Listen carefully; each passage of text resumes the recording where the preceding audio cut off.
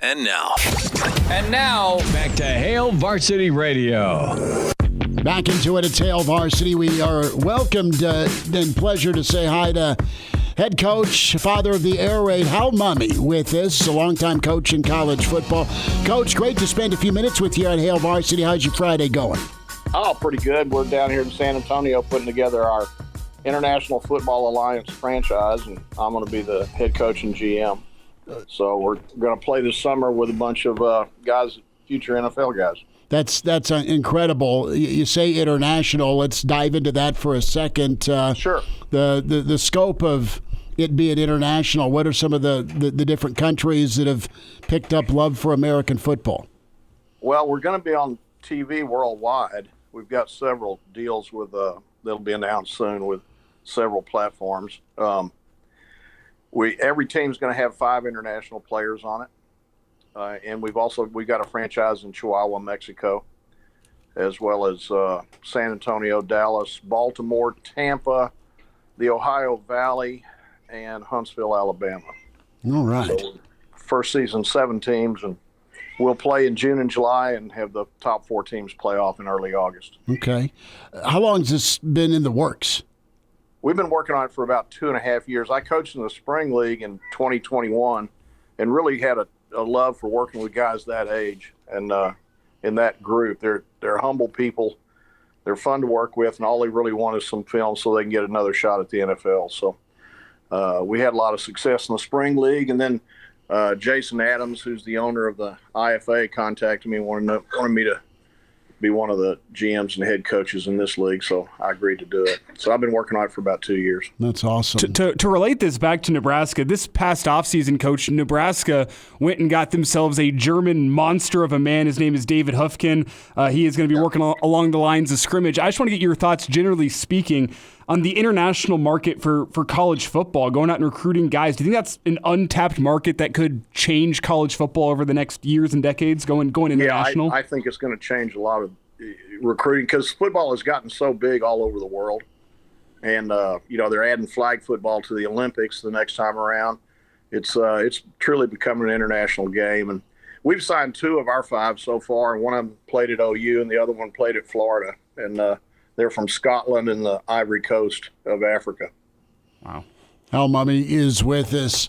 Coach, wanted to spend a few minutes today, and you have a long history with Dana Holgorsen. He's now on staff at Nebraska. Yeah. And tell us a little bit about Dana. We've perused through and watched his career clearly with his time at West Virginia and Houston at Tech, but you got to know him when he was playing college football because you were his head coach. So tell us that first impression you had of Dana.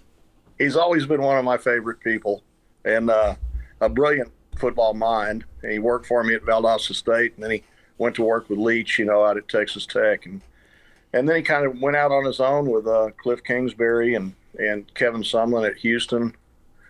And so he had a good grounding in how to play the game and all that, going all the way back to his great high school coach, a guy named Bob Evans, who won a bunch of state championships in Iowa. But he's a fun guy to be around. My first experience with him is I got the job at Iowa Wesleyan, and they hadn't won a game in 2 years, and he was at the high school right there in town in Mount Pleasant High. And I went over and talked to Coach Evans, and he was real cordial. And he said, I got this little receiver that some people have offered, but the big schools didn't really recruit on him. And I said, well, I'd like to talk to him if he can catch the ball. And so he sends this little student worker down to Dana's class, English class. And she came back and she said he said he'd rather stay in English than talk to Iowa Wesleyan. How'd you take that? I took it with a guy. I was getting a lot of that at that point. They were pretty bad. And I knew I had my work cut out for me at that place. But I stayed in touch with him. And he went to another school, and they tried to move him to DB. And so he saw what we were doing. We threw it around a whole bunch and went to a little bowl game the first year I was there. And I looked up in January, and he's standing in my doorway. He goes, "Can I transfer?" I said, "By all means." And so then he proceeded to catch about 150 balls over the next 3 years. And he was a good player. At what point in those 3 years did you realize that he had a football mind that could be conducive to coaching? Are there any moments that stand out of you being like, man, this guy could be on my staff someday? Yeah, for sure. I mean, he would come to the sidelines and tell me plays, and they'd always work. He'd get mad at me if I put somebody else in to run them. This would work. We developed those little quick screens everybody throws now, out to the wide receiver. So Dana would come in. We call him Randy and Larry. So he'd come over and he'd go, hey, throw me a Larry. So I'd put the fast guy in to catch the Larry, and he'd get mad at me. Well, Coach, you said two dirty words around Nebraska. That's wide receiver screen, at least this season. Yeah, it's not been great. What seems to be the problem there? The perimeter blocking, Coach, has been lacking, and Nebraska has turned to Dana as a fresh set of eyes, as Coach Rule said earlier in the week. And I know that Coach Rule and Dana have good history, and he's in to help. Have you followed or looked? You've been busy, obviously, with international football, but you ever keep an eye on or an eye out for Nebraska football at all? Yeah, I think I saw one of their games on TV earlier in the year. I think Dana will be a big help to him. He's a bright guy. He knows what to do, and I think he and Coach Rule will job pretty well. The quick screens are you have to work on the blocking. It's our offense is all about reps, and it's not about having a lot of plays. It's just about having a lot of reps of the same plays over and over again. And that to make those things work, you have to be good at the blocking. Absolutely, absolutely, you do, and Nebraska would run them, and a handful of times it might pop for 10, 4, 6, maybe 10 or 12. But if a block would have been held right, it could have gone for much longer. And a lot of times, you're -2 or no gain, and it's 2nd and 10. I mean, that's just kind of how the roller coaster's gone. But the short passing game is necessary, especially as much zero blitz as Nebraska's seen this year. The thing about those plays, we developed them really to run early in the game, and we didn't really care if we made anything on them. We wanted the D lineman to have to run all the way over there. Okay. So it was designed to wear out the D lineman. And I started them in the high school level at Copper's Cove, Texas, and I had to play against a bunch of big schools that had future Southwest Conference and Big 12 D linemen on them. And so I wanted to get them as tired as possible so they couldn't rush the passer as well. So we did a lot of those like that, but you can make them successful. And the other thing you can do to makes it work is let it be the quarterback's call, because he can tell when those corners are tired and when they're backed off a little too far. Yeah, Coach, I think you hit on a great point there. So I wanted to ask you, with a 5-star freshman like Dylan Raiola up here, like he's been struggling a little bit as of late with just breaking down reads and processing the game. So how integral is Dana, like as a consultant, going to be to help get the quarterback back driving the offense and processing things quickly? Well, I think he knows how to do it, and I think, I hope they mesh real well, and he can add something to it for you guys. But I think the rapport between the quarterback coach or the coordinator, however it's done, head coach in some cases, and the quarterback's really important. That quarterback has to become like a coach on the field, and if he's a true freshman, it takes a while. And just because they got 5 stars in front of their name doesn't necessarily translate to immediate success. It's Hal Mumme with us, your legendary coach, pioneer of the air raid offense. And Coach, let's take a step back and just look at the quote-unquote air raid as a whole. There's been doubts among Husker fans bringing in Dana. Well, that doesn't stylistically mesh with the Big Ten.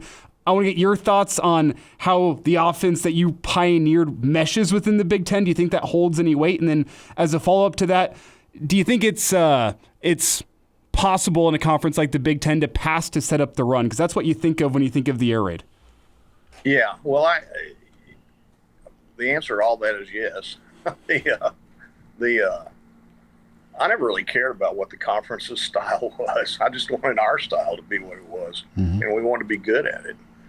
And anyway, it doesn't matter who you're playing, but if your athletes are fairly equal in ability, it gives you a great advantage. Mainly because not a lot of people do it. There was a time in the Big 12 when nearly every school in the conference was running it, maybe 10 or 12 years ago. But now it's kind of rotated back, and it's not as popular as it was to begin with. So I think it's a good time to pull it out. And it always gives you a come-from-behind advantage. You're never out of a game. And you can just look at the games that Mike Leach coached, or he's probably the most famous at it. But, you're always going to have a chance to come from behind. If you look at Shannon Dawson, who's the coordinator down at Miami this year, he's one of our guys. And they've had, I don't know how many come from behind victories they've had this year, but it's been a lot of them. And Dana actually brought Shannon into the fold because he recruited him at a little school in Mississippi College where he had gone to be the coordinator. And then when I got the job at Southeast Louisiana, he called me and said, hire this guy because he's got a really bright mind. And I did. And then he moved on from there and moved up, and he's done a great job everywhere he's been. But I think the style of play for the conference doesn't really matter. It's how good you can play on Saturday afternoon against those 11 guys. Hal Mumme's with us. Few minutes, Hail Varsity Radio. Coach, wanted to get your take on just when you watch football, what do you like to watch? Who do you like to watch? Pro, college, what when you're not working on international football, what football do you like to watch? I like some of the pro football, mostly the guys that are doing stuff like we do. For a long time, I didn't watch any of it because it was like watching paint dry. But some of the younger head coaches, and Andy Reid, of course, have, and Bill Belichick did it to Patriots when he was there. But they opened it up here about 10 or 15 years ago, and so I'd always watch them. In college, the first one I always watched is Colorado State because my son's the offensive coordinator there, and they're having a great year, so I always tune into that. And then after that, it's kind of a checklist of, okay, which of the former players and coaches are playing, and who can I see on TV? And sometimes it works out, sometimes it doesn't. So what you're saying is maybe you'll start watching a little more Nebraska here this point forward? Oh, for sure. Yeah, of course. Yeah, of course. I try to watch Neil Brown at West Virginia and Lincoln Riley.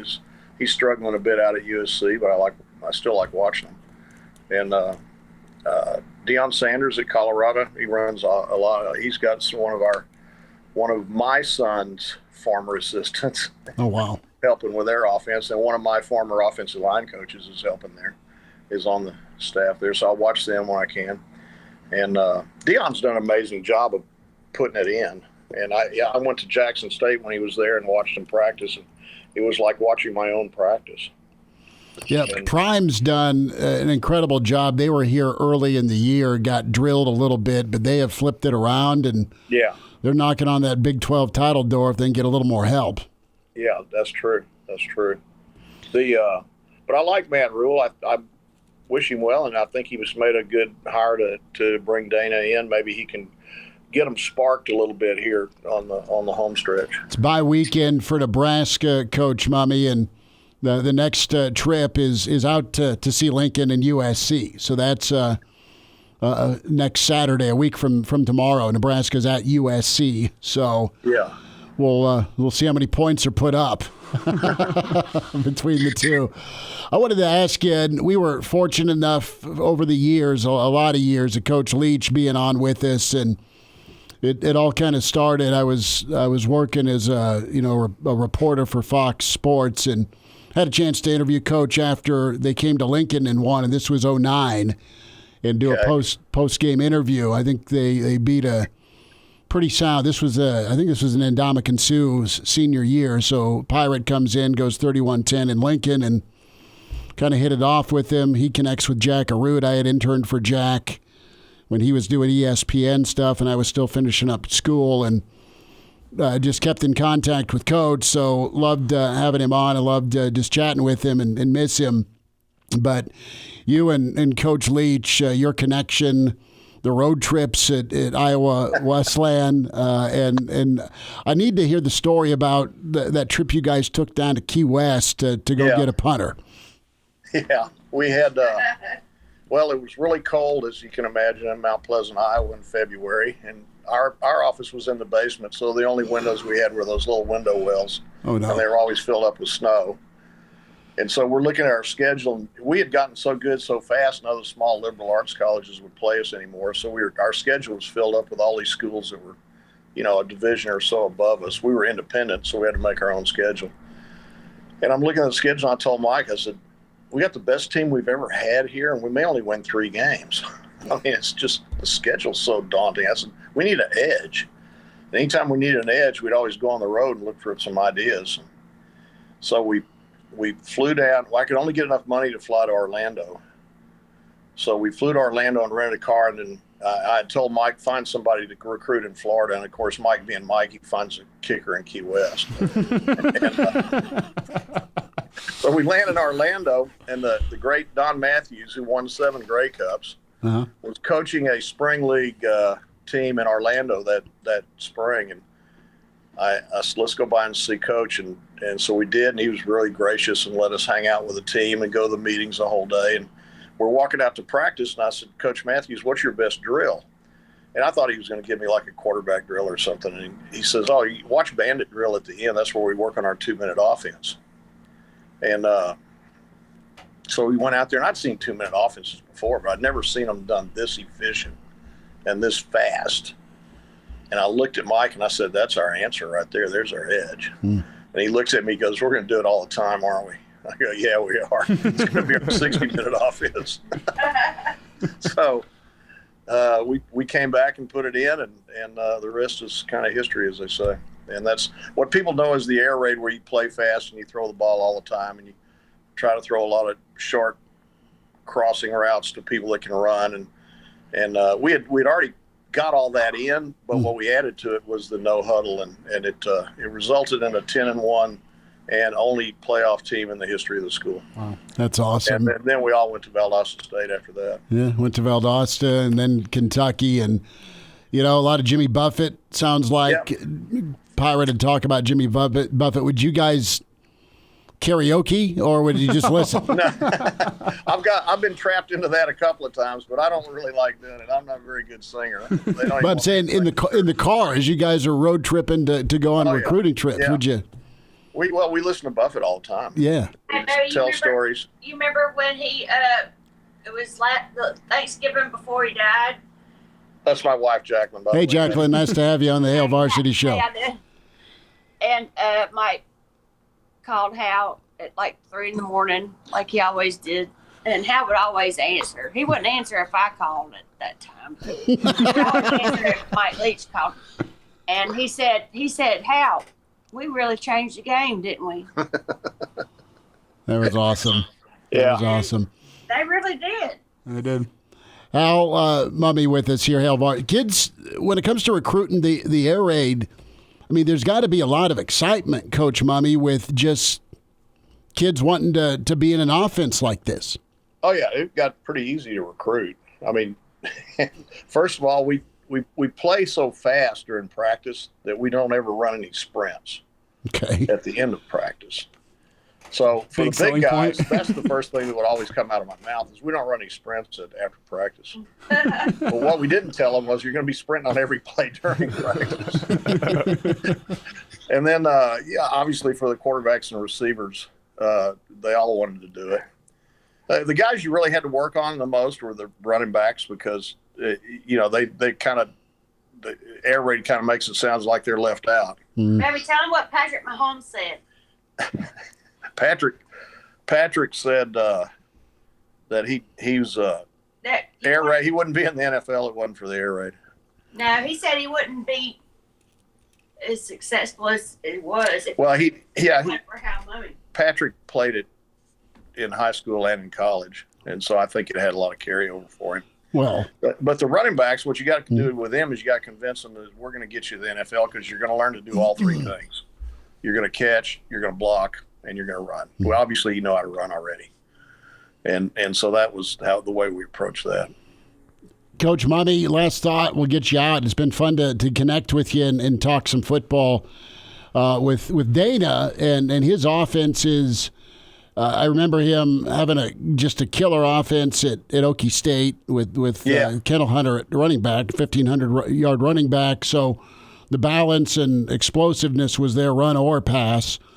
He was able to run it pretty well at Houston from time to time and also at West Virginia. So yeah, I think the old joke from Coach Leach was, well, we're kicking him out of the air raid fraternity because he runs the ball too much. But on a serious note, there is balance. There is the ability to run the football. Well, yeah, of course. You know, one of my most proudest things I ever did at Kentucky was we had 2 years in a row where we had an 80-yard drive against Georgia and didn't throw a pass and scored a touchdown. So we would occasionally just do that just to prove to those D linemen we can still run the ball.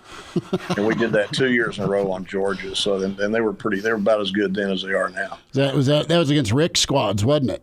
Yeah, no, it was against Jim's. Okay, gotcha. Yeah, Jim Donnan. But yeah, it always flustered them after we drive it 80 yards running the ball. They've been told all week we couldn't run the ball. Yeah, so what was we always tried to make it a chance. You recruited a lot of running backs to be receivers, though. Yeah, we did. We recruited a lot of running backs to be receivers, and the best ones would stay running backs.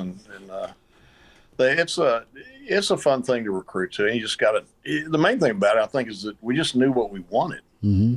You don't want to be like the coach. When he goes out recruiting, a lot of these guys go out there. They're like going to Walmart without a list. He's just kind of wandering around the aisles looking for something they like.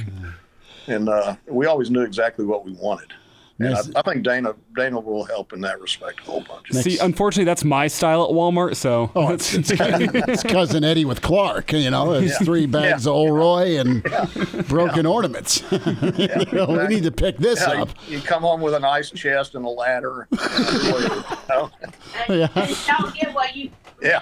You don't get what you set out to get. You don't get what you set out to get. Look, a pellet gun's on sale, you know? For me, it's always, they came out with what flavor of Oreos?